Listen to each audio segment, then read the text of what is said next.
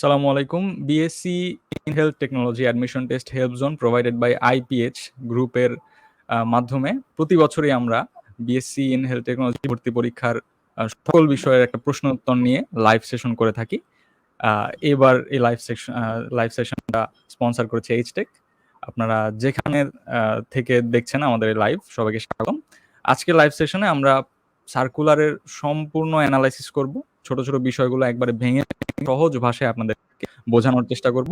সেই সাথে আমরা কমেন্টে আপনাদের বিভিন্ন প্রশ্ন উত্তর নিব এবং সেটার লাইভে অ্যান্সার করব। তো শুরুতেই আমরা যে বিষয়গুলো নিয়ে আলোচনা করব সেটা হচ্ছে সার্কুলার একেবারে ফার্স্ট পার্ট থেকে আমরা শুরু করি।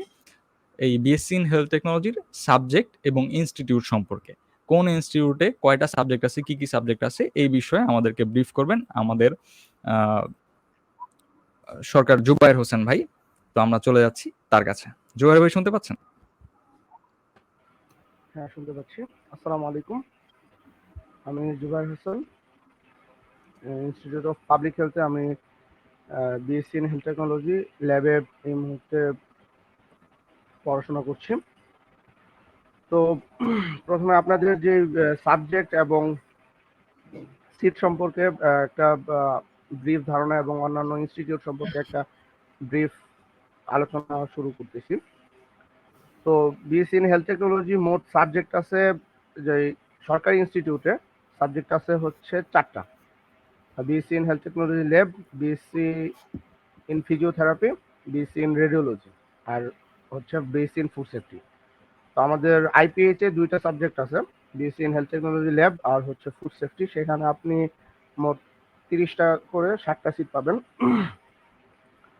তারপরে হচ্ছে আমাদের BSc in health technology IST, যেটা ঢাকা আইএসটি। ঢাকা আইএসটিতে আপনি হচ্ছে BSc in health technology lab, radiology আর হচ্ছে বিএসসি ইন ফিজিওথেরাপি পাবেন। সেখানে আবার সিট সংখ্যা একটু বেশি।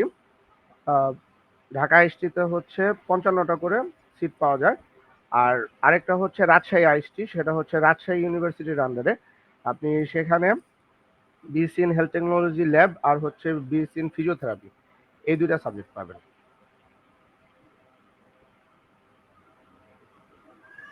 ধন্যবাদ জুবায়ের হোসেন ভাই। সাবজেক্ট এবং ইনস্টিটিউট সম্পর্কে আশা করি আপনারা প্রপার একটি ধারণা পেয়েছেন। এর মাঝখানে আরেকটু বলে দিতে চাই, আমাদের লাইভে কমেন্টে আপনারা কিন্তু আপনাদের প্রশ্নগুলো করতে পারেন, আমরা লাইভে অ্যান্সার করে দিব। তো দ্রুত আপনার প্রশ্ন, আপনার যে কোনো কনফিউশন থাকলে লিখে ফেলতে পারেন। তো আমরা এই পর্যায়ে চলে যাব হচ্ছে আরেকটা গুরুত্বপূর্ণ বিষয় নিয়ে। আপনারা 3টা ইনস্টিটিউট দেখেন সার্কুলারে, একটা হচ্ছে institute of health technology Dhaka, institute of health technology Rajshahi এবং ইনস্টিটিউট অফ পাবলিক হেলথ অথবা জনস্বাস্থ্য ইনস্টিটিউট। এই বিষয়টা নিয়ে অনেকে জানতে চান যে আসলে জনস্বাস্থ্য ইনস্টিটিউট কি, এখানে কিভাবে কি পড়াশোনা হয়। তো এই বিষয়ে আমরা শুনবো হচ্ছে আমাদের আরেকজন সহকর্মীর কাছ থেকে, এইচটেকের একজন সম্মানিত মেন্টর আহমেদ ইমতিয়াজের কাছ থেকে। ইমতিয়াজ শুনতে পাচ্ছ? জি, শুনতে পাচ্ছি। ধন্যবাদ ইমন ভাই। জনস্বাস্থ্য ইনস্টিটিউট বা ইনস্টিটিউট অফ পাবলিক হেলথ, এটা যাত্রাটা শুরু হয়েছে আসলে আমাদের দেশ বিভক্তির আগে থেকে, আসলে সেই পাকিস্তান আমল থেকে, যখন এটাকে কম্বাইন্ড পাবলিক হেলথ ল্যাবরেটরিজ হিসেবে জানা যেত। 1952 সালে এটার আসলে যাত্রা শুরু হয় এবং ইনস্টিটিউট অফ পাবলিক হেলথ নামে অভিহিত হয় 1953 সাল থেকে, বিভিন্ন পাবলিক ডিমান্ডের কারণে। তো ইনস্টিটিউট অফ পাবলিক হেলথ মূলত এদেশের ভ্যাকসিন প্রোডাকশনের যে সেক্টরটা, এটা শুরুই করছে ইনস্টিটিউট অফ পাবলিক হেলথ। যেমন বাংলাদেশের ক্ষেত্রে small pox vaccine, cholera vaccine, rabies vaccine, antivenom সাপের জন্য, সাপের কামড় থেকে রক্ষার জন্য, টাইফয়েড যে ভ্যাকসিন, টিটেনাসের ভ্যাকসিন, এগুলোর ম্যাস প্রোডাকশন হইতো ইনস্টিটিউট অফ পাবলিক হেলথে। এর মধ্যে উল্লেখযোগ্য একটা অবদান ইনস্টিটিউট অফ পাবলিক হেলথের রয়েছে, যেমন 1961 সালে ডিরেক্টর অফ আইপিএইচ স্যারের নাম ছিল প্রফেসর কে এ মনসুর স্যার। তিনি হচ্ছে একটা মিডিয়া ইনভেন্টেড করেছিলেন, টিটিজিএ মিডিয়া, জিলাটিন এগারের একটা মিডিয়া উনি আবিষ্কার করেছিলেন। মনসুরস মিডিয়াম এটার নাম ছিল। তো বর্তমানে ইনস্টিটিউট অফ পাবলিক হেলথে সর্বমোট 7টি অ্যাক্টিভ লেভেল 1, 2, 3 এর অ্যাক্টিভ ল্যাবরেটরি আছে। এছাড়াও এই ইনস্টিটিউট অফ পাবলিক হেলথে একটি একাডেমিক উইং আছে। এই একাডেমিক উইংয়ে 2টি বিএসসি ইন হেলথ টেকনোলজির কোর্স চালু আছে। এই কোর্সগুলো দুটো কোর্সের ভিতরে রয়েছে BSc in health technology laboratory medicine এবং অন্যটি হচ্ছে ফুড সেফটি। আমাদের এখানে সিট সংখ্যা আছে 30টি, as usual আপনারা জানেন। এছাড়া আমাদের মনোমুগ্ধকর একটা পরিবেশ আছে। That's all. ধন্যবাদ ইমতিয়াজ। এরপরে আমরা আরেকটা কমন প্রশ্ন নিয়ে যাব। সবাই ভর্তি হওয়ার আগে জানতে চান যে এটার ক্যারিয়ার কি, এখানে পড়াশোনা করে আমার ভবিষ্যৎটা কি, আমার দেশে বিদেশে চাকরি সুবিধা, পড়াশোনা ফার্দার পড়াশোনা করার সুবিধা কেমন। তো এই বিষয়ে খুব ভালো একটা ভিডিও আমরা ক্রিয়েট করেছিলাম এইচটেক থেকে, যেটাতে খুব ভালোভাবে প্রেজেন্ট করেছিল আমাদের মেহেদী হাসান রাবি ভাই। তো মেহেদী হাসান রাবি ভাইয়ের কাছ থেকে শুনবো এই বিএসসি ইন হেলথ টেকনোলজির ক্যারিয়ার সম্পর্কে। মেহেদী হাসান রাবি ভাই শুনতে পাচ্ছেন?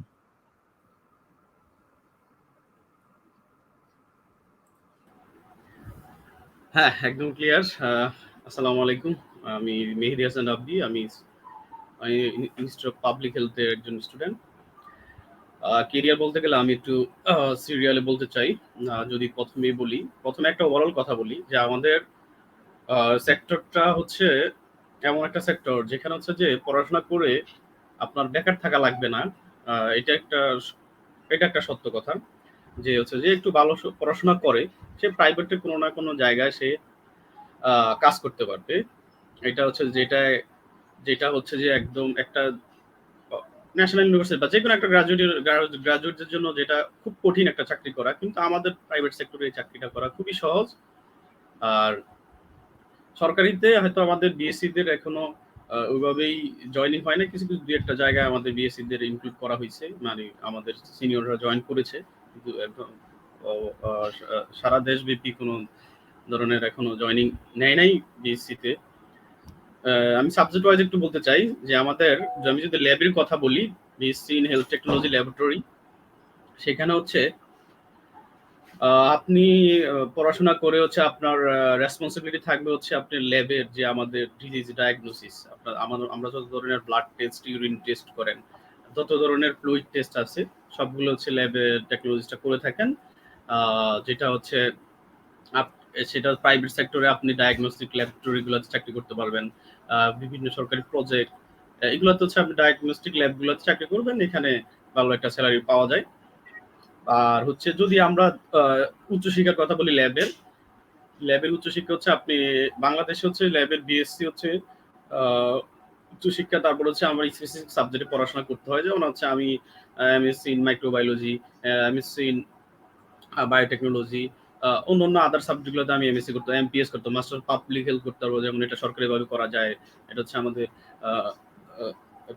বিএসএমই এর আন্ডারে নিকসমে এটা করা সম্ভব হয়। আর বিদেশে যদি আমি চেষ্টা করি, আমাদের যেহেতু আমরা ঢাকা ইউনিভার্সিটি সাবজেক্ট, আমরা হচ্ছে যে বিদেশে আমাদের সুযোগ রয়েছে। বিদেশেও আমরা হচ্ছে লাইফ সায়েন্সের যে সাবজেক্টগুলো আছে, এমএসসি ইন মাইক্রোবায়োলজি, বায়োটেকনোলজি, এই সাবজেক্টগুলোতে হচ্ছে আমরা অ্যাপ্লাই করতে পারি ভালো ভালো ইউনিভার্সিটিতে। আমাদের সিনিয়ররা রয়েছে, এটা সম্ভব। এবং আমাদের যে সাবজেক্ট ইকুইভ্যালেন্সি, এটা হচ্ছে যে আমেরিকা, কানাডার যে কারিকুলাম সেটার সাথে সামঞ্জস্যপূর্ণ, এটা নিয়ে কোনো সমস্যা নাই। আর এটা হচ্ছে আমার আপনি বিদেশে গিয়ে আপনার ওই বিদেশের যেই কারিকুলা, বিদেশের যে লাইসেন্স এক্সাম আছে বা ওদের যে অথরিটি আছে, ওদের পরীক্ষায় পাশ করে হচ্ছে আপনি ওই দেশে চাকরি করতে পারবেন, প্র্যাকটিস করতে পারবেন। আমাদের আমাদের দেশ থেকে দুবাই, মিডল ইস্টের বিভিন্ন দেশে আমাদের সিনিয়ররা ওইভাবে লাইসেন্স পরীক্ষা, প্রোমেট্রিক লাইসেন্স, এএসসিপি লাইসেন্স দিয়ে দুবাই, মিডল ইস্টের অন্যান্য দেশগুলোতে কাজ করতেছে। এটা হচ্ছে ল্যাবের বিষয়। রেডিওলজির ক্ষেত্রেও একই অবস্থা। আপনি হচ্ছে রেডিওলজিদের রেসপন্সিবিলিটি থাকবে হচ্ছে যে আপনি পাস করার পর হচ্ছে যে রেডিওলজিক্যাল যেই ডায়াগনস্টিক প্রসিডিউর, যেমন আমার এক্স-রে, সিটি স্ক্যান, এমআরআই, এই টেস্টগুলা মেডিকেল টেকনোলজিস্ট রেডিওগ্রাফাররা করতে পারে।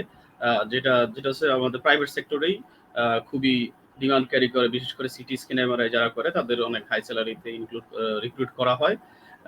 এবং এটা হচ্ছে দেশের কেরিয়ার। দেশের যদি রেডিওলজির বিএসসি ইন রেডিওলজির যদি কথা বলি, হায়ার এডুকেশনের কথা, তাহলে এখানে হচ্ছে যে আমাদের সরাসরি এমএসসি নাই, কিন্তু সিএম এর আন্ডারে একটা ডিপ্লোমা করা যায়। এবং হচ্ছে যে আমি দেশের বাইরে গিয়ে আমি ভালো সুযোগে ওই যে লাইসেন্স নিয়ে আমি হচ্ছে যে ওই দেশের জব সেক্টরে ঢুকতে পারি এবং হচ্ছে এখানে বিদেশে উচ্চশিক্ষার বিভিন্ন ইউনিভার্সিটির সুযোগ রয়েছে আমাদের রেডিওলজি থেকে।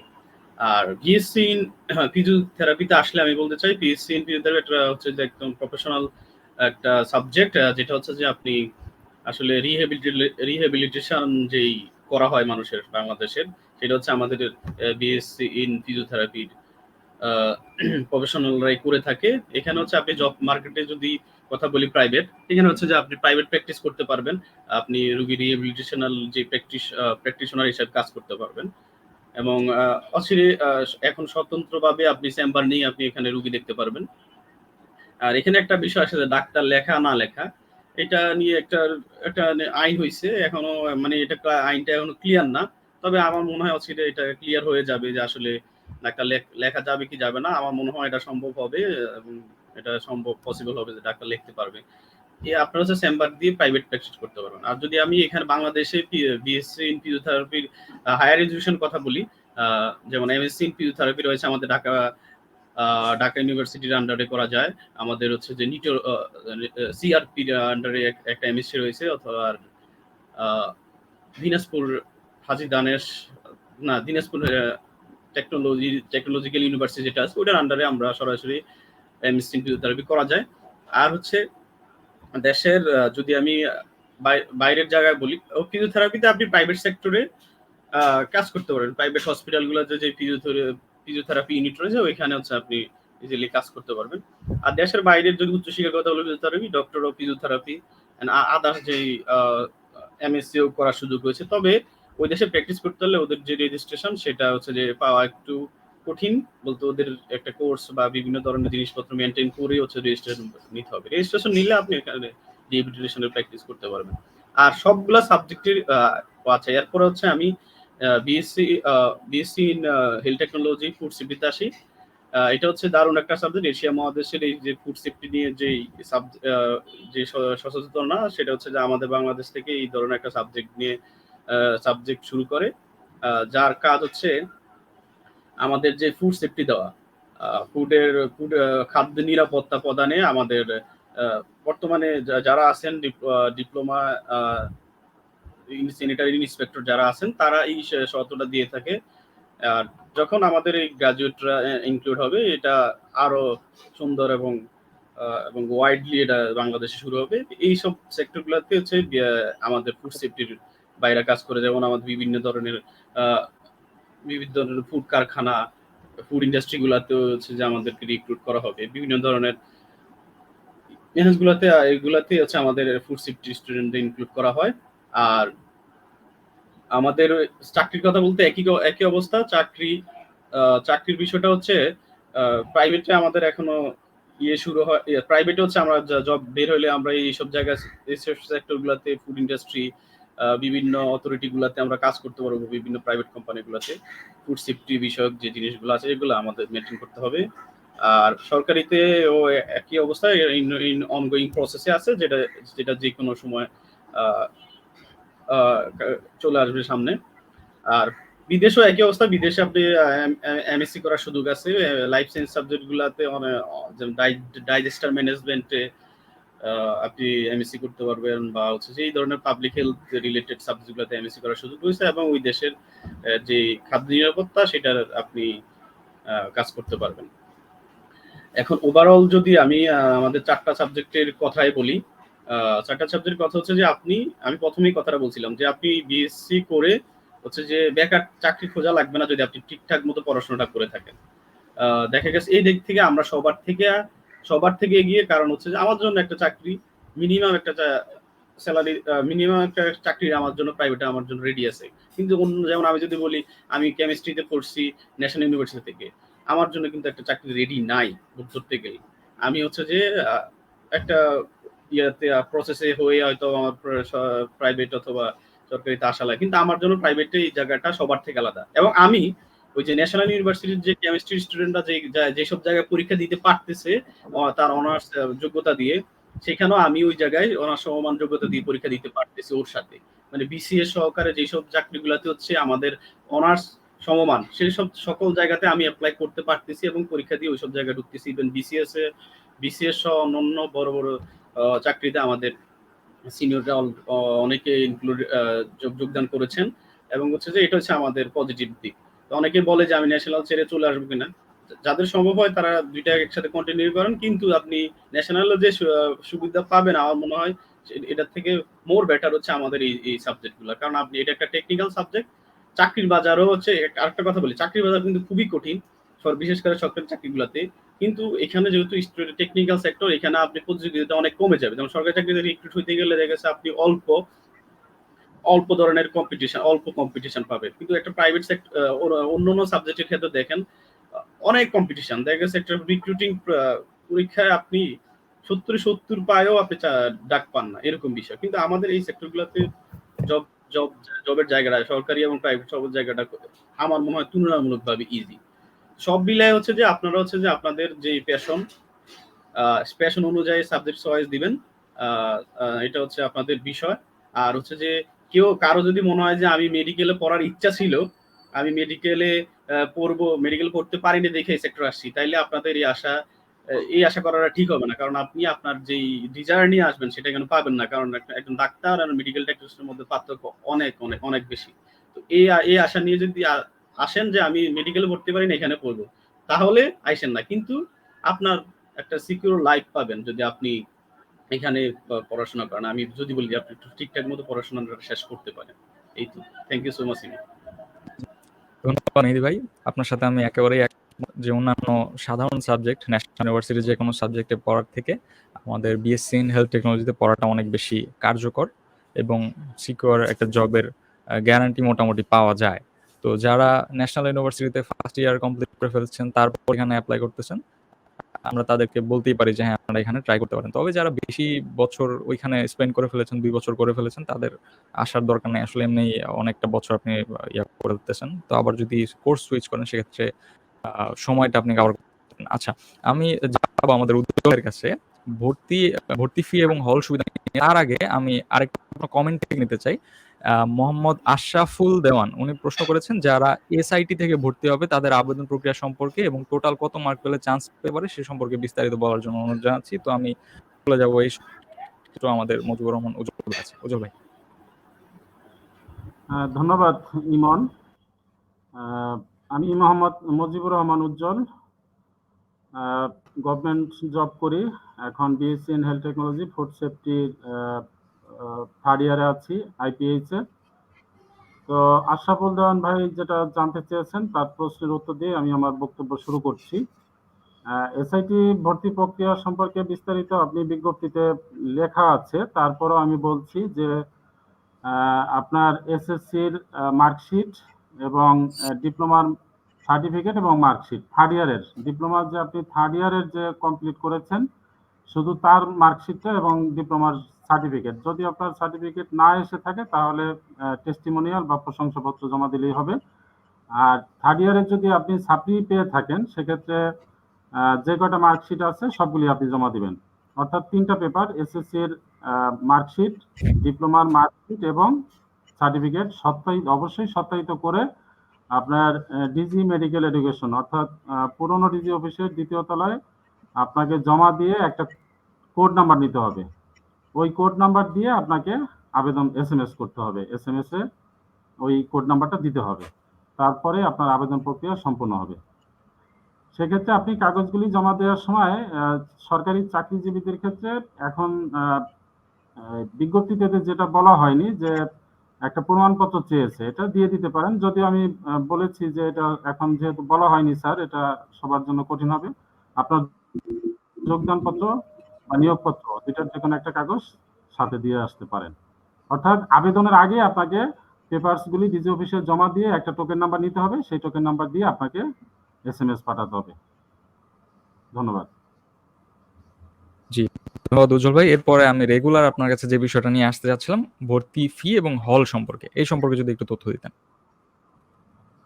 আচ্ছা, ধন্যবাদ। ভর্তি ফি হচ্ছে আপনার, আমরা জানি 3টা প্রতিষ্ঠান, ঢাকা এসটি, জনস্বাস্থ্য ইনস্টিটিউট, 2টি হচ্ছে ঢাকায় এবং রাজশাহী আইএসটি। তো আপনার রাজশাহী আইএসটিতে ভর্তি ফি হচ্ছে 70,000 টাকা, আমরা গতবার দেখেছি। এবছর বাড়তেও পারে, গতবার ছিল 70,000 টাকা। আর ঢাকা আইএসটিতে হচ্ছে আপনার 45,000 টাকা ভর্তি ফি, এবং আমাদের আইপিএস হচ্ছে ল্যাবে 30,500 টাকা এবং ফুড সেফটিতে হচ্ছে 41,500 টাকা। তাহলে ধরে নেন 45,000 টাকা মধ্যে ঢাকাতে এবং 70,000 টাকা হচ্ছে রাজশাহী আইএসটিতে। আর হোস্টেল ফ্যাসিলিটি আমাদের আইপিএস এ কোনো হোস্টেল ফ্যাসিলিটি নেই, ঢাকা এবং রাজশাহী আইএসটিতে হোস্টেল ফ্যাসিলিটি আছে। এই হচ্ছে গত বছরের ভর্তি ফি নির্ধারণ করা ছিল, এবছর বাড়তেও পারে, এটা ওনারা একাডেমিক কাউন্সিল সিদ্ধান্ত নেন প্রতি বছর, আবার নাও বাড়তে পারে। গত বছরেরটা আমি বলে দিলাম, 45,000 টাকা, 41,000 টাকা, 30,000 টাকা এবং 70,000 টাকা। এই হচ্ছে। আর হোস্টেল আইপিএস এ এখন হোস্টেল ফ্যাসিলিটি হয়নি, আমরা চেষ্টা করছি, হয়তো অদূর ভবিষ্যতে হয়ে যাবে। ঢাকা এবং রাজশাহীতে হোস্টেল ফ্যাসিলিটি আছে। ধন্যবাদ উজ্জ্বল ভাই, গুরুত্বপূর্ণ তথ্য আমরা হল এবং ভর্তি ফি পেলাম। এবার জানতে চাইবো হচ্ছে, সবার একটা প্রশ্ন থাকে, ডিপ্লোমা পরীক্ষা তাদের প্রিপারেশনটা কিভাবে নেওয়া উচিত। তো এই বিষয়ে আমি চলে যাবো আমাদের দুলাল তাসিম ভাই। তাসিম ভাই শুনতে পাচ্ছেন? হ্যাঁ, ধন্যবাদ ইমন আল মাহমুদ, আমি শুনতে পাচ্ছি। ডিপ্লোমা স্টুডেন্টদের জন্য, যারা উচ্চশিক্ষা নিতে চায়, তাদের জন্য সরকারিভাবে বিএসসি ইন হেলথ টেকনোলজি যে যে ক্যাম্পাসগুলোতে হয়ে থাকে, রাজশাহী আইএসটিতে আমরা জানি হচ্ছে শুধু ফিজিওথেরাপি আর হচ্ছে ল্যাবরেটরি মেডিসিন। ঢাকা আইএসটিতে ল্যাব মেডিসিন, ফিজিওথেরাপি আর রেডিওলজি। আর আইপিএইচে ফুড সেফটি এসআইটিদের জন্য আর ল্যাবের জন্য ল্যাবরেটরি মেডিসিনে কোর্স করা যায়। তো যারা পরীক্ষা দিতে চান তারা জানেন যে এই পরীক্ষায় ডিপ্লোমা স্টুডেন্টদের কিন্তু কম্পিটিশন অনেক বেশি বলতে প্রতি বছর অনেক স্টুডেন্ট, প্রাইভেট সরকারি সব মিলিয়ে অনেক স্টুডেন্টস ডিপ্লোমা কমপ্লিট করতেছে। কিন্তু যখন সে ডিপ্লোমা কমপ্লিট করতে যাচ্ছে, যখন সে ইন্টার্নশিপে যাচ্ছে কিংবা কাজের লাইফে যাচ্ছে, তো তখনই দেখতেছে যে উচ্চশিক্ষা অনেক জরুরি এবং প্রয়োজনীয় একটা বিষয়। তখনই সে খোঁজখবর নেওয়া শুরু করছে যে আমি কি করব, বিএসসি কোথায় করা যায়। তো এইভাবেই আমাদের স্টুডেন্টরা একসময় আমাদের কাছে রিচ করে, এবং এই প্রোগ্রামে যারা লাইভে আছে, যারা দেখছে, আমার মনে হয় তারা অনেকটা এইভাবেই আমাদের কাছে এসেছে। তো এখানে এই প্রতিটা বছর আমরা দেখি যে ল্যাব বলেন, রেডিওলজি, ফিজিওথেরাপি, যাদেরকেই আমরা বলি না কেন, তাদের ম্যাক্সিমাম অ্যাভারেজ স্কোর, লিখিত পরীক্ষার স্কোর আমরা দেখেছি যার 80+ স্কোর থাকে, 80-82 এরকম স্কোর থাকে। তো তারাই শুধুমাত্র চান্স পেয়ে থাকে। কিন্তু গত বছর থেকে আরেকটা চমৎকার কাজ করেছে আর ডিজি অফিস বা স্বাস্থ্য শিক্ষা অধিদপ্তর। তারা এসএসসিতে যারা ভালো রেজাল্ট করেছে এবং ডিপ্লোমাতে যারা ভালোভাবে পড়াশোনা করেছে তাদেরকেও মূল্যায়ন করতেছে। মূল্যায়নটা কিভাবে করছে? যে এসএসসি থেকে 40% মার্কস কাউন্ট করতেছে এবং ডিপ্লোমা ফাইনাল ইয়ারে যে মার্কসটা আছে তা থেকে 60% কাউন্ট করছে। করার পর যে 100 মার্কস থাকতেছে, এটাতেই শুধুমাত্র কম্পিটিশনে স্টুডেন্টরা যে মার্ক অর্জন করবে সেটা যোগ হচ্ছে। তো সেক্ষেত্রে এই যে আপনার যে ডিপ্লোমায় যে মার্কস পেয়েছেন বা এসএসসি, এটাতে কিন্তু আপনার চেঞ্জ করার কোনো সুযোগ নেই। আপনার একমাত্র ভালো করার সুযোগ আছে লিখিত পরীক্ষায়, বা যে মাল্টিপল চয়েস যে পরীক্ষাটা হয় 100 মার্কসের 1 ঘন্টায়, এই পরীক্ষায় সর্বোচ্চ নাম্বার অর্জন করার দায়িত্ব আপনার, এবং এখানে যে ভালো করবে সেই আলটিমেটলি চান্সটা পাবে। দেখা যায় জিপিএ ক্যালকুলেট করে, মার্কস ক্যালকুলেট করে মার্কস খুব একটা তফাৎ হয় না, কিন্তু তফাৎটা ঘটাইতে হয় একটা স্টুডেন্টের পরীক্ষায়। পরীক্ষাতে আমরা জানি যে ডিপ্লোমার ফার্স্ট ইয়ারের anatomy, physiology, microbiology, community medicine, এই 4টা সাবজেক্ট মেডিকেল সাবজেক্ট হিসেবে থাকে এবং এখান থেকে প্রশ্ন আসে। তাছাড়া জেনারেল নলেজ এবং ইংলিশ, এই দুটো জায়গা থেকে প্রশ্ন থেকে থাকে।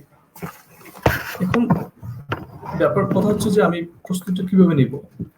প্রস্তুতি আর কিছুই না, শুধুমাত্র পড়তে হবে। আপনি পরীক্ষার আগের দিন পর্যন্ত পড়বেন, তুমুল পড়াশোনা করতে হবে। তো সেখানে আমি একটু বলে রাখি যে অ্যানাটমি, ফিজিওলজি এবং মাইক্রোবায়োলজিতে কিন্তু 20 মার্কস করে 60 মার্কসের প্রশ্ন আসে। আর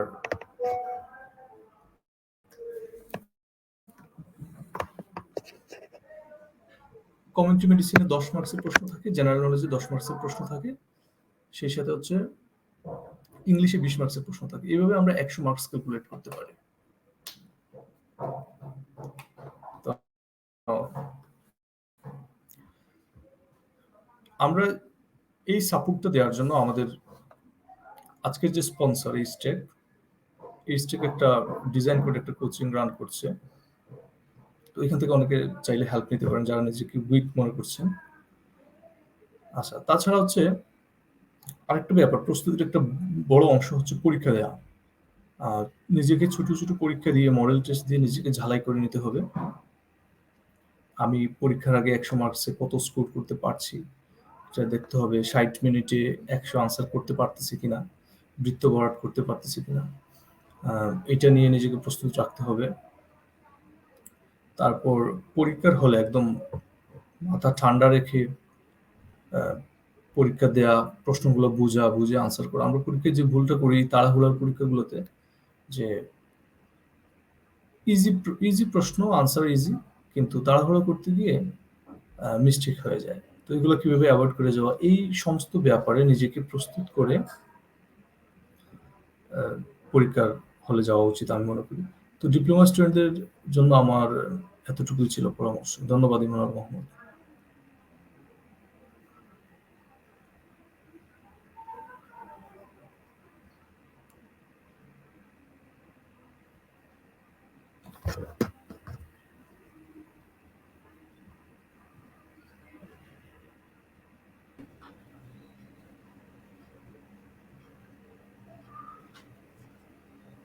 ধন্যবাদ ইমন ভাই আমাকে আবারও সুযোগ দেওয়ার জন্য। জেনারেলদের পরীক্ষার প্রস্তুতির জন্য আমার কয়েকটা ট্রিক্স আপনাদের বলে দেওয়ার আছে। এগুলো আশা করি আপনারা ফলো করলে, আমি আমার ক্ষেত্রে এভাবে ফলো করে আমি সাকসেসফুল হয়েছিলাম। তো প্রথম যে বিষয়টা হচ্ছে, যেহেতু এই সেক্টরটা আসলে নতুন, বিএসসি ইন হেলথ টেকনোলজি, এখানে আপনার আগে বুঝতে হবে যে আপনি কোন টপিক পড়বেন আর কোনটা পড়বেন না। এখানে ইউজুয়ালি বেসিক যে টপিকস গুলো আছে, বেসিক টপিকস গুলোর ভিতর থেকে আসলে কোশ্চেনটা হয়। খুব বেশি ডিপের থেকে কোশ্চেন এখানে আসলে আসে না। যেমন ধরেন আমাদের কেমিস্ট্রি একটা চ্যাপ্টার আমি নিয়ে বলি আপনাকে, যেমন হচ্ছে পরিমাণগত রসায়নে সেটা হতে পারে। তো পরিমাণগত রসায়নে আপনারা দেখবেন যে সেখানে বিভিন্ন জারণ বিজারণের বড় বড় বিক্রিয়া আছে। তারপরে আমাদের কিছু সমীকরণ আছে, বড় বড় নার্সের সমীকরণ আছে, পিএইচ নির্ণয়নের সমীকরণ আছে। এই যে ডিপ জিনিসগুলো, এগুলো আসলে এই পরীক্ষার ক্ষেত্রে আসে না, যেটা মানে মেডিকেলের যে কোশ্চেনগুলো যেগুলো হয় আর কি। তো এখানে যেটা আসে এটা হচ্ছে সুপারফিশিয়াল জিনিসগুলো এখানে বেশি ফোকাস করা হয়। অবজেক্টিফাইড যে জিনিসগুলো থাকে আমাদের মূল বইগুলোতে, এগুলোই আসলে এখানে আসে। রিঅ্যাকশন গুলো আসে, রিঅ্যাকশনের প্রক্রিয়াগুলো আসে, কি বাই প্রোডাক্ট আসতে পারে আমার রিঅ্যাকশন থেকে, বা আমি কি ব্যবহার করতেছি, এই ধরনের জিনিসপাতি, টুকটাক সুপারফিশিয়াল জিনিসগুলো যেগুলো আমরা মোটামুটি সবাই জানি, এই ধরনের জিনিসপাতি আসে এখানে। আর তার সাথে সাপ্লিমেন্ট হিসেবে আপনি বিগত বছরের যে মেডিকেলের কোশ্চেন আছে, নার্সিং এর কোশ্চেন আছে এবং ডেন্টাল কোশ্চেন আছে, তার সাথে আমাদের হেলথ টেকনোলজির যে গত বছরের প্রশ্নগুলো আছে, এই কোশ্চেনগুলো নিয়ে আপনি অ্যানালাইসিস করতে পারেন। এতে হবে কি, আপনি আপনি মোটামুটি বুঝে যাবেন যে কোন কোন টপিক আসলে ফ্রিকোয়েন্টলি বারবার আসতেছে এক্সামটার ভিতরে। আপনি কোশ্চেন সলভ করেন, অ্যানালাইসিস করেন, মোটামুটি একটা ভালো ধারণা আপনার চলে আসবে। তার সাথে আরেকটা কথা যোগ করতে যাচ্ছি যে ম্যাথটাকে অ্যাভয়েড করতে হবে। এই পরীক্ষাগুলোতে কেমিস্ট্রি বলেন বা ফিজিক্স বলেন, বায়োলজিতে তো ম্যাথ নেই, মানে ম্যাথটাকে আসে না বললেই চলে। সব মিলে একটা কি দুইটা ম্যাথ হয়তোবা আসছে এই পর্যন্ত, এই 5-7 বছরে আর কি। তো ম্যাথটাকে অ্যাভয়েড করেন, সুপারফিশিয়াল যে টপিকস গুলো আছে এগুলো নিয়ে বেশি পড়াশোনা করেন। আর মডেল টেস্টের কোনো বিকল্প নাই। এখানে যেহেতু 100 মার্কের এক্সাম হয়, সময় থাকে 1 ঘন্টা, মানে 60 মিনিট। আপনাকে অবশ্যই মডেল টেস্ট গুলো যদি আপনি পারফর্ম করতে পারেন, সেটা যে কোনো জায়গাতেই হোক, আপনি নিজে যদি বাসায়ও সেটা প্রিপেয়ার হন নিজের সাথে, সেটাও আমার মনে হয় যে খুব বেনিফিশিয়াল। টাইম ম্যানেজমেন্টের একটা ধারণা দিবে আপনাকে, এছাড়াও কোশ্চেন প্যাটার্ন নিয়ে একটা ভালো ধারণা পাবেন আপনি। আর আরেকটা শেষ করতে যাই যেটা দিয়ে, নেগেটিভ মার্কিং। আমাদের এই এক্সামগুলোতে জেনারেলদের জন্য বা ডিপ্লোমাদের জন্য, কাদের জন্যই কিন্তু নেগেটিভ মার্কিংটা নাই। তো অনেকের মনে হইতে পারে যে আল্লাহ, নেগেটিভ মার্কিং নাই, তাহলে এটা আমার জন্য অনেক বড় একটা অ্যাডভান্টেজ।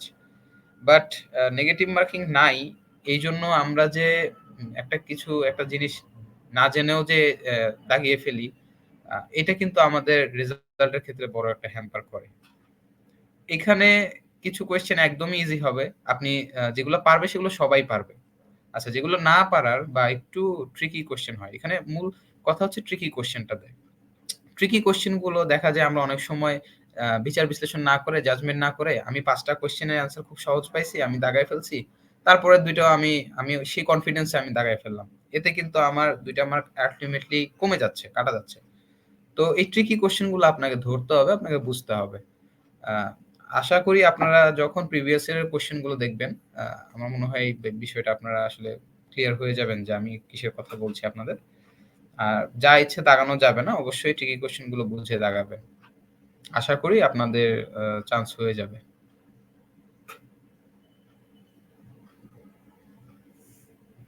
একটা প্রশ্ন এখন কমেন্টে মোহাম্মদ আবু ইসা ভাই বলেছেন, রেডিওলজি সম্পর্কে বলেছেন, হয়তো আমি মিস করে গেছি। তো এই বিষয়ে আমি একটু বলবো মেহেদী হাসান রাব্বি ভাইকে রেডিওলজি বিষয়ে একটু বলতে। রেডিওলজির ক্যারিয়ার বলতে গেলে হচ্ছে আমাদের রেডিওলজিতে হচ্ছে যে আমরা যদি পড়াশোনা করে থাকি তাহলে আমরা প্রাইভেট সেক্টরে যে আমাদের X ray, CT scan, MRI এইগুলা করা হচ্ছে আমাদের দায়িত্ব। আমরা এবং খুব ভালো স্যালারিতে প্রাইভেট সেক্টরে খুব সহজে চাকরি করা যায়। আর অ্যাজ ইউজুয়াল বিএসসি তে পোস্ট ক্রিয়েট হয় না, অনগোয়িং হইলে আমরা সরকারি সেক্টর, সরকারি প্রজেক্ট, সরকারি যত ইনস্টিটিউট সেগুলোতে আমরা এই X ray, CT scan, MRI করবো। আর উচ্চশিক্ষার ক্ষেত্রে যদি আমরা বলি, বাংলাদেশে উচ্চশিক্ষা হচ্ছে যে আমরা হচ্ছে রেডিওলজি সরাসরি এমএসসি নেই, তবে সিএমএইচ এ একটা ডিপ্লোমা করা যায় রিলেটেড, আর হচ্ছে যে masters of public health visual lab টেকনোলজির মধ্যে মাস্টার অফ পাবলিক হেলথ করা যায়। আর বিদেশে যদি আমি বিদেশে যদি আমি আমার কাজের কথা বলি, দেশের বাইরে হচ্ছে আমাদের junior radiographer, specially radiographer, manager, এইসব পদে আমরা কাজ করতে পারি। তবে আমার এখানে হচ্ছে যে কিছু বিভিন্ন দেশের লাইসেন্স, ওই পরীক্ষা পাশ করে ওই দেশের জব সেক্টরে ঢুকতে হয়। যেমন আমি যদি সৌদি আরবের কথা বলি, এখানে এমওএইচ আছে, দুবাইতে হচ্ছে ডিএইচ একটা লাইসেন্স আছে, আমেরিকা আছে ARRT, আর ইউকে তে হচ্ছে ACPC, এবং কানাডা হচ্ছে CAMRT। এই লাইসেন্স, এই নামে লাইসেন্স পরীক্ষাগুলো ওই দেশের রিলেভেন্ট লাইসেন্স পরীক্ষা দিয়ে আমি পাশ করলেই আমি তখন হচ্ছে ওই দেশের অফার নিয়ে আমি ওই দেশের জব সেক্টরগুলোতে আমি কাজ করতে পারবো। তবে এখানে আইএলটিএস সহ অন্যান্য যে রিকোয়ারমেন্ট সেগুলো পূরণ করতে হবে। এই এতটুকুই। রেডিওলজি আমাদের জন্য খুব আসতে পারেন একটা ভালো opportunity, high secure, high salary. ধন্যবাদ মেহেদী হাসান রাব্বি ভাই। রেডিওলজি রিলেটেড আরেকটা প্রশ্ন আমরা নিব কমেন্ট থেকে, সেটা হচ্ছে মোহাম্মদ রাসেল আহমেদ প্রশ্ন করেছেন, মেয়েদের জন্য কি রেডিওলজি ভালো হবে, কোনো রেডিয়েশন প্রবলেম হয় কিনা? তো এই বিষয়ে আমি চলে যাবো আমাদের আব্দুল তাসিম ভাইয়ের কাছে। তাসিম ভাই শুনতে পাচ্ছেন? হ্যাঁ, শুনতে পাচ্ছি। প্রশ্নটা ছিল হচ্ছে মেয়েদের জন্য কি রেডিওলজি ভালো হবে কিনা, কোনো রেডিয়েশন প্রবলেম হবে কিনা। দেখেন, মেয়ে ছেলে আলাদা করতে চাই না, কিন্তু প্রবলেম কিন্তু সব জায়গায় আছে। আপনি রেডিওলজিতে কাজ করতে গেলে রেডিয়েশন আছে, ল্যাবে কাজ করতে গেলে বিভিন্ন ধরনের ভাইরাস দ্বারা আক্রান্ত হওয়ার চান্সেস আছে। ফিজিওথেরাপিতে আপনাকে কাজ করতে হবে, ঘরে বাইরে 2 জায়গায় কাজ করতে হয়। শুধু চেম্বার করেই শেষ হয় না, অনেকের হোম পেশেন্ট দেখতে হয়, কাজ করতে হয়। কিন্তু এই জায়গাগুলোতে আপনি ভয়কে উতরে যেতে হবে। কারণ হচ্ছে প্রতিটা জায়গায় নিজের সেফটি অ্যান্ড সিকিউরিটি, আমরা জানি হচ্ছে আমরা ল্যাবে বলি পার্সোনাল প্রোটেক্টিভ ইকুইপমেন্ট। রেডিওলজিতে এরকম পার্সোনাল প্রোটেক্টিভ ইকুইপমেন্ট আছে, যেমন সুরক্ষা বস্ত্র আছে, যে সুরক্ষা বস্ত্রগুলোর কারণে আপনি নিজেকে সুরক্ষিত রাখতে পারবেন। যেমন ল্যাড অ্যাপ্রন আছে, তো আমরা জানি খুব সাধারণত এই অল্প রেডিয়েশনে কিছুই হয় না, আর এখন ম্যাক্সিমাম জায়গায় হচ্ছে সুরক্ষিত একটা জায়গায় কাজ করে সবাই, যেখানে হচ্ছে আপনার অ্যান্টি রেডিয়েশনের যে গ্লাসগুলো দেওয়া থাকে, কাভারিংস দেওয়া থাকে, তো এগুলোর জন্য রেডিয়েশন আসলে তার কাছে আসেও না। তো আমার মনে হয় না এটা কোনো প্রবলেম হিসেবে এটাকে রিকগনাইজ করার প্রয়োজন আছে বলে আমার মনে হয় না। জি, নিজের সুরক্ষা ধন্যবাদ নিজেই তাসকিন ভাই। জি, ধন্যবাদ। এরপরে আমরা আমাদের রেগুলার টপিকে চলে আসছি। সবচেয়ে কমন প্রশ্ন আমরা আমাদের পাবলিক গ্রুপে যে প্রশ্নটা পেয়ে থাকি যে পরীক্ষার জন্য কোন বই পড়বো? তো বইয়ের বিষয়ে আমরা চলে যাব আমাদের সৈকত ডিপ্লোমা এবং জেনারেল উভয়দের জন্য কি বই পড়বেন সে বিষয়ে কথা বলবে সৈকত ভাই। সৈকত ভাই শুনতে পাচ্ছেন? হ্যাঁ, ধন্যবাদ ইমন আল মাহমুদ। আমি সৈকত সরকার, আমি আইপিএইচ এ বিএসসি করতেছি। আহ, তো সবারই একটা কোশ্চেন থাকে যে কি বই পড়বো, সবাই প্রস্তুতি সম্পর্কে, এটা খুবই কমন একটা কোশ্চেন। তো আমাদের বাজারে তেমন কোনো বই নেই, আর যে বইগুলো আছে সেগুলা থাকলেও অনেক ভুল থাকে, ইভেন কি সেগুলা সিকিউরিটি কতটুকু সেটা আমরা জানি না, সেটা সত্যতাও পাওয়া যায়নি। তো এই জন্য আমরা সবাইকে সাজেস্ট করি যে আপনারা সবসময় মেইন বই পড়বেন, এবং হচ্ছে যে বিভিন্ন ভার্সিটির ক ইউনিটের যে পরীক্ষা বা বিভিন্ন মেডিকেল যে প্রশ্ন ব্যাংক গুলো আছে আপনারা ওইগুলা সলভ করবেন, ওইগুলা থেকে আপনাদের প্রশ্ন কমন পড়বে। আর আশা করি যে মেইন বইটা যদি আপনারা বেসিক থিওরি গুলা ভালো মতো পড়েন, সেগুলা পড়লে আপনাদের কমন পড়বে। ধন্যবাদ। জি, ধন্যবাদ সৈকত ভাই। তো আমরা এরপরে চলে যাব আবেদন প্রক্রিয়া নিয়ে। আবেদন প্রক্রিয়ার যে কিছু জটিল বিষয় আছে, এই বিষয়টা শুধু এসআইটি-দের জন্য আমরা আমাদের লাইভের শুরুতে বলেছি। তো ডিপ্লোমা পরীক্ষার্থীদেরটাও কাছাকাছি সব একই প্রায়। তো সরকারি চাকরিজীবী যারা তাদের এপ্লাই প্রসিডিওর এবং অন্যান্যভাবে ডিপ্লোমা নন গভর্নমেন্ট যারা তাদের এপ্লাই প্রসিডিওর প্লাস জেনারেলদের এপ্লাই প্রসিডিওর সম্পর্কে একটা ওভারঅল ধারণা দিবেন আমাদের মুজিবুর রহমান ভাই। উজ্জ্বল ভাই শুনতে পাচ্ছেন? জি, শুনতে পাচ্ছি। জি। তো আমরা জানি যে বিএসসি ইন হেলথ টেকনোলজির গত বছর থেকে ভর্তি প্রক্রিয়া একটু চেঞ্জ আসছে। গত বছর থেকে আমরা তাহসিন ভাই যেটা বলেছেন যে আমাদের প্রিভিয়াস একাডেমিক ক্যারিয়ারের লেখাপড়ার একটা মূল্যায়ন করা হয়েছে, অর্থাৎ এসএসসি এবং এইচএসসি 40%, 60% মার্কস অ্যাড হয়ে 100 মার্কের একটা সমন্বয় করা হয়েছে। ডিপ্লোমাদের ক্ষেত্রেও অনুরূপ, অর্থাৎ এসএসসির 40% এবং ডিপ্লোমার থার্ড ইয়ারের যে মার্কস আপনি পেয়েছেন তার 60% মার্কস নম্বর যোগ করে, এবং আপনার ভর্তি পরীক্ষার 100 নম্বর, এই মোট 200 নম্বরের ভিত্তিতেই মেধা তালিকা প্রণয়ন করা হয়েছে গত বছর। এবারও তাই। এবং এবছর যে একটি ঝামেলার বিষয় আমরা অনেকেই মনে করছি, তো সাময়িকভাবে ঝামেলার হলেও আমাদের বিএসসি ইন হেলথ টেকনোলজির ভর্তি কার্যক্রমকে একটু ডিজিটালাইজড করার চেষ্টা চলছে। মেডিকেল এডুকেশন হয়তো অচিরেই আমরা সব অনলাইনেই সম্পূর্ণ করতে পারবো। আশা করছি আগামী বছরে এরকম ঝামেলা আর হবে না। তো সেক্ষেত্রে এখন এবছর যেটা হয়েছে, জেনারেলদের ঠিক আছে, জেনারেলদের আবেদন প্রক্রিয়া অলরেডি শুরু হয়ে গেছে, কিন্তু এখনো হয়তো আপনারা সবাই জানেন না যে ডিপ্লোমাদের আবেদন কিন্তু এখনো করা যাচ্ছে না। যারা চেষ্টা করেছেন তারা হয়তো জেনেছেন। স্বাস্থ্য অধিদপ্তর যেটা জানিয়েছে গতকাল, সেটা হচ্ছে 19 তারিখ থেকে আবেদন করা যাবে। মানে 19 তারিখ থেকে শুরু হবে, 26 তারিখ পর্যন্ত আবেদন করা যাবে। অর্থাৎ এই 19 তারিখের মধ্যে, অর্থাৎ 18 তারিখের মধ্যে ডিপ্লোমাধারী যারা আছেন, সরকারি বেসরকারি এবং ডিপ্লোমাধারী যারা আছেন, তাদের এই এসএসসি এবং ডিপ্লোমার থার্ড ইয়ারের মার্কশিট এবং ডিপ্লোমার সার্টিফিকেট, এই 3টা কাগজ আপনাকে স্বাস্থ্য অধিদপ্তরে জমা দিতে হবে। জমা দেওয়ার পরে তারা আপনাকে একটা কোড নাম্বার দিবে, ওই কোড নাম্বার দিয়ে আবেদন করতে হবে।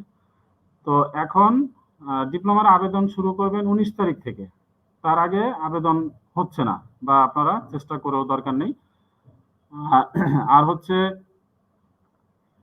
এই কাগজগুলি জমা দেওয়ার পরে, আগেও আমি বলেছি, সরকারি চাকরিজীবীরা যারা আছেন তারা অবশ্যই আপনার নিয়োগপত্র অথবা যোগদানপত্রটা ওই সাথে নিয়ে আসবেন, এবং সকল কাগজ অবশ্যই সত্যায়িত করে নিয়ে আসবেন। নিয়ে আসলে ওনারা আপনাকে একটা অনুষদ ভিত্তিক, প্রত্যেকটা অনুষদের জন্য আলাদাভাবে কোড নির্ধারণ করা আছে, ওই কোড দিয়ে আপনাকে আবেদন করতে হবে।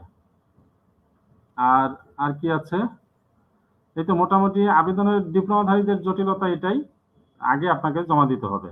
সেই ক্ষেত্রে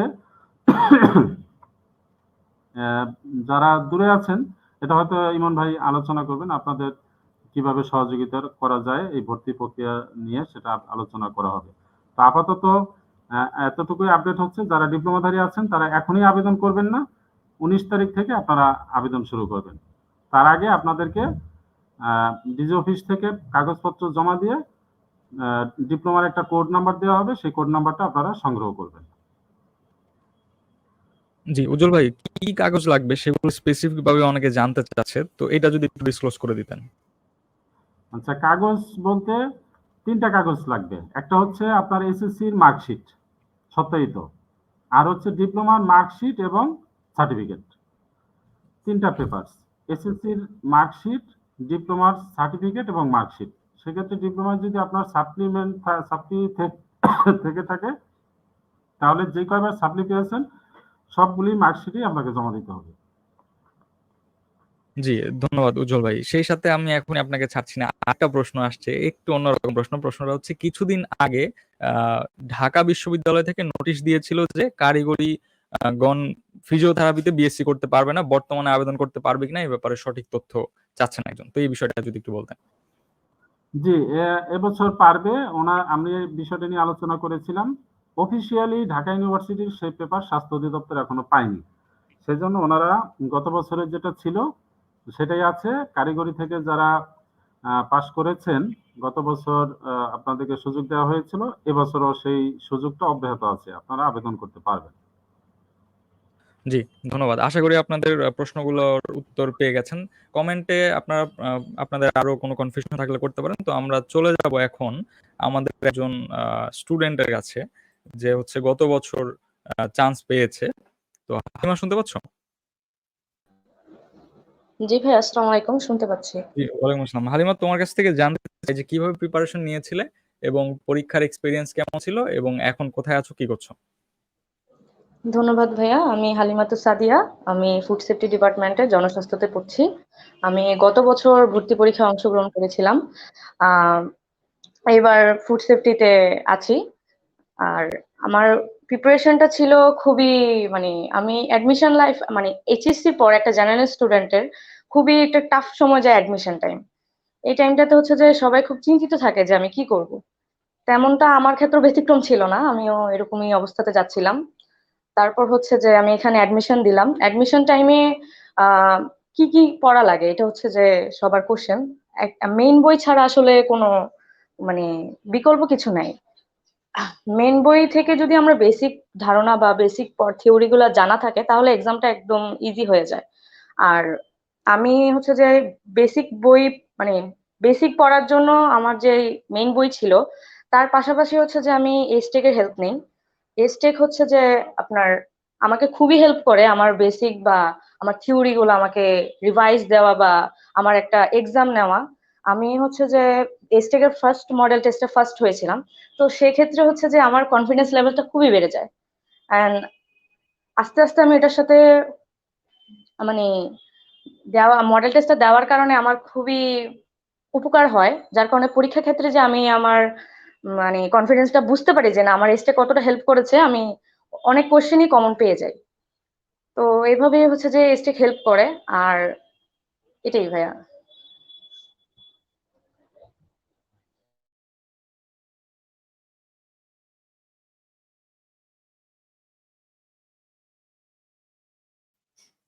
ধন্যবাদ হালিমা। আমরা প্রিপারেশন নিয়ে আরেকটু কথা বলবো। এইচটেক থেকে অলরেডি ফুল প্রিপারেশন কোর্স শেষের দিকে, 3 মাসের যে ফুল প্রিপারেশন কোর্স ছিল, তো এখন পরীক্ষার আগ মুহূর্তে প্রিপারেশনের জন্য আমাদের একটা ম্যারাথন কোর্স চলছে। তো যারা হচ্ছে আপনারা আমাদের ম্যারাথন কোর্স ভর্তি হতে চান, আর মাত্র 2 দিন সময় আছে। 12 তারিখে হচ্ছে এটার শেষ ভর্তি হবে। তো আমরা 14 তারিখ থেকে এটা ক্লাস শুরু করব এবং খুব ম্যারাথন টাইপের ক্লাস হবে, খুব ডিটেল 2 ঘন্টা করে এক একটা ক্লাস হবে। সাবজেক্টের 2টা-3টা করে ক্লাস, এবং ক্লাস শেষে মডেল টেস্ট থাকবে। এবং সেই মডেল টেস্টের পরে আমরা যে একটা এক্সাম ব্যাচ লঞ্চ করব, সেই এক্সাম ব্যাচেও কিন্তু যারা ম্যারাথন কোর্সে এনরোল করবেন তারা কিন্তু এক্সাম ব্যাচে ফ্রি এন্ট্রি পাবেন। 7টা মডেল টেস্ট নেওয়া হবে, পূর্ণাঙ্গ মডেল টেস্ট, যেভাবে একেবারে অনুরূপভাবে আপনারা ভর্তি পরীক্ষা দিবেন, ভর্তি পরীক্ষার প্রশ্নের মতোই একেবারে সেম ভাবে এই কোর্সে হচ্ছে আপনারা মডেল টেস্ট গুলো দিতে পারবেন। কয়েকটা মডেল টেস্ট দেওয়ার পর কিন্তু আপনারা আপনাদের লেভেলটা বুঝতে পারবেন যে আপনাদের পড়াশোনা প্রিপারেশনটা আসলে কতটুকু শক্ত হয়েছে।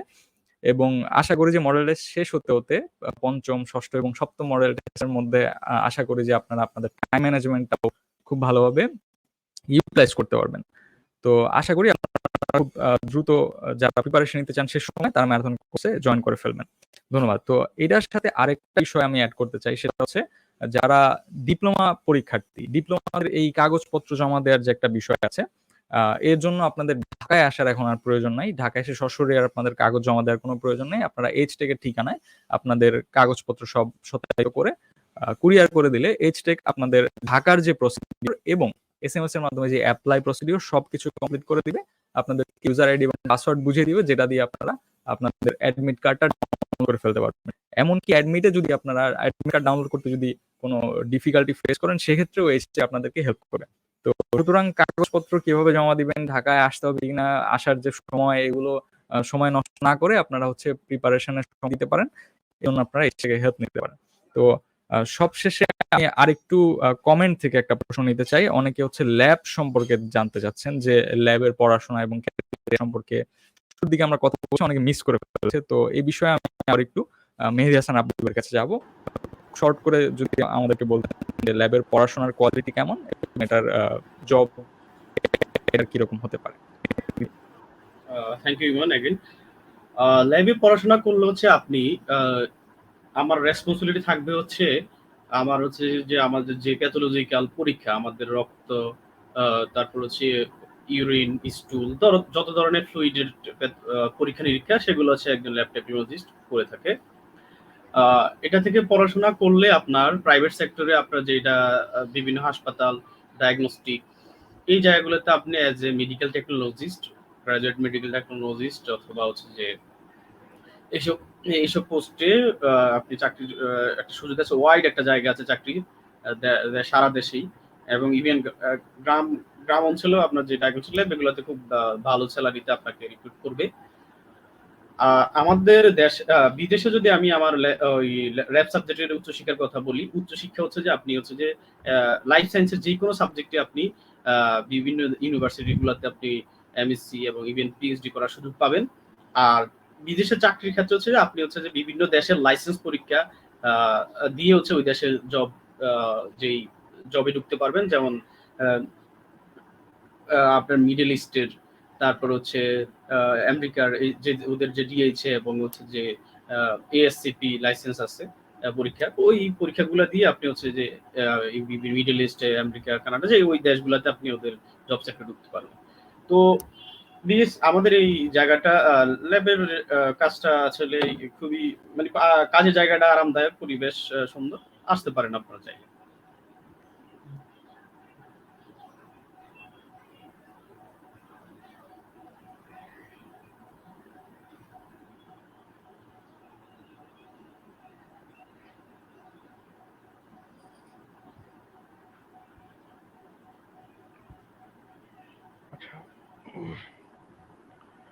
তো থ্যাংক ইউ এগেন ইমন। আমাদের এখানে প্রশ্ন আসছে যে আইপিএইচ এর সিট কিভাবে বন্টন হয়। শুধুমাত্র আইপিএইচ না, আপনার বিএসসি ইন হেলথ টেকনোলজি এই এক্সামে, পুরোটা এক্সামে সব জায়গায় একইভাবে সিট বন্টন হয়। হ্যাঁ, শুধুমাত্র ফুড সেফটি ছাড়া অন্যান্য যে সাবজেক্টগুলো আছে, ল্যাব, ফিজিওথেরাপি, রেডিওলজি, সেখানে আপনাদের সিট বন্টন হবে এভাবে যে 50% হচ্ছে আপনাদের যারা সরকারি চাকরিজীবী ডিপ্লোমাধারী আছেন, ডিপ্লোমাধারী সরকারি চাকরিজীবী 50% ফিল আপ করবে।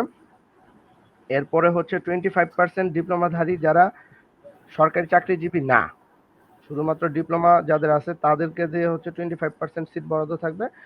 আর 25% থাকবে যারা হচ্ছে জেনারেল এইচএসসি পাস করে আসছেন, তাদের জন্য থাকবে 25% সিট। আর এর বাইরে হচ্ছে জনস্বাস্থ্য ইনস্টিটিউটে ফুড সেফটিতে আপনাদের যে সিট বন্টন সেটা হচ্ছে 50% হচ্ছে জেনারেল স্টুডেন্ট, যারা এইচএসসি পাস করে আসেন তাদের জন্য 50% থাকবে সিট আর হচ্ছে 25% থাকবে গভর্নমেন্ট এসআইটি, যারা হচ্ছে এসআইটি কমপ্লিট করে আসছেন এবং সরকারি চাকরিজীবী। আর 25% হচ্ছে নন গভর্নমেন্ট এসআইটি, মানে যারা হচ্ছে এখনো সরকারি চাকরি করেন না, তাদের জন্য হচ্ছে 25% সিট থাকবে।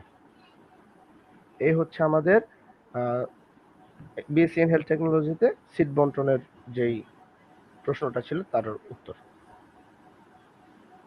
জি, ধন্যবাদ জুয়েল ভাই। আমরা হচ্ছে আমাদের লাইভ সেশন প্রায় শেষের দিকে এসেছি। তো শেষ সময় আপনাদেরকে আরো একটা বিষয়ে বলে দিতে চাই, সেটা হচ্ছে আপনারা ভর্তি পরীক্ষা যেদিন 7 জুন ভর্তি পরীক্ষা, ওই দিন কিন্তু এই আমাদের গ্রুপের ভলান্টিয়ারদেরকে মাঠে পাবেন। আপনাদের যে কোনো প্রয়োজনে তারা হচ্ছে ওইখানে প্রেজেন্ট থাকবে। আপনাদের মহাখালী যে এরিয়াতে পরীক্ষা হবে, ঢাকা আইএসটিতে এবং হচ্ছে আইপিএইচ স্কুল অ্যান্ড কলেজে, ওটার আশেপাশের মোটামুটি 2 কিলোমিটার এরিয়াতে আমাদের ভলান্টিয়াররা কিন্তু ছড়িয়ে ছিটিয়ে থাকবে।